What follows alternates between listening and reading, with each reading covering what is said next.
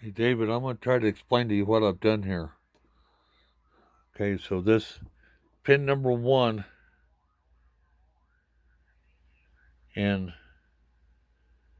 no, I take that back. I'm over here. Pin number 1, connector 4 goes down through D3, and that's a 2.2 ohm 1 watt. What I've done is I went down here to this capacitor underneath the board and soldered a wire to it so I can jump that connector. On that wire is right here. That's the only wire hooked up to that board. And that's the same as that one wire. Okay, I'm trying to set back down. I'm awful sore from setting all day yesterday and going down there with Nick. Now that's a 2.2, but it's actually now it's like 7 ohm because you can see it's been warm. And that comes up here to the rectifier, and that's this wire, white wire right here. I need a pointer. This wire right here. There we go. That runs up here to that. Oh, I got to get that connector out of there. I was going to jump the connector, but I decided to do it another way.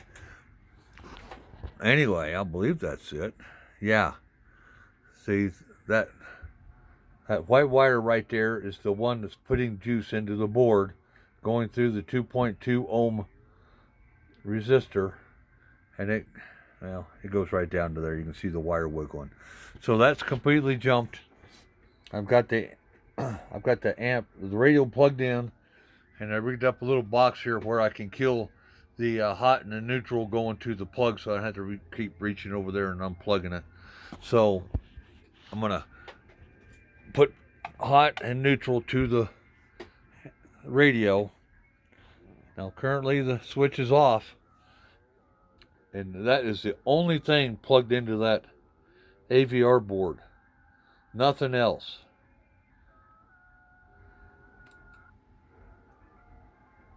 Just turned it on.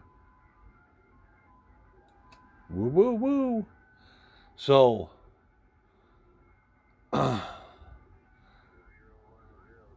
and see, that power switch isn't even plugged into the board.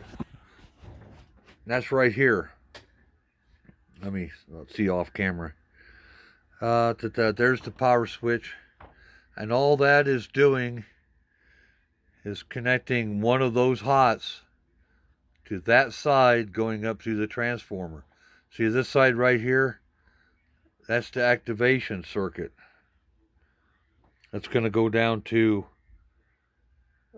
pin 3 and all that. See, it has to get power up here, go through the rectifiers, down through the 28A wire, past the fuse and everything else, and then it goes out. So you have to have power there first, and then the switch, sorry, I got to look around the side of the phone. The switch takes that same juice, or the power comes off of the right here, goes through the switch, back down, and then that turns the board on. So the only thing that's getting power is right here, 40 volt. Comes down, smokes the resistor, goes down through Q1, and it also goes to I thought it went to Q2 as well. But it could be this D3. It's smoked. It could be that Q1. Until I get parts, I'm not going to know. Just start pulling parts and testing. Like I'll pull Q1, test it, and if it's fubar, I'll put a new one in it. But I don't have a new one. So it's going to be your call to decide if you want to get that other AVR board for the $80, or if you want to buy everything and try to mod this, or you want to go with the the different power, power supply, and it's got a new AVR board in it, and it just eliminates so much shit. You saw that. Okay, so I'm going to send this to you, and you guys decide what you want to do. It's definitely something inside that AVR board that's smoking that diode. It's kind of funny that that's not modified, but there you go.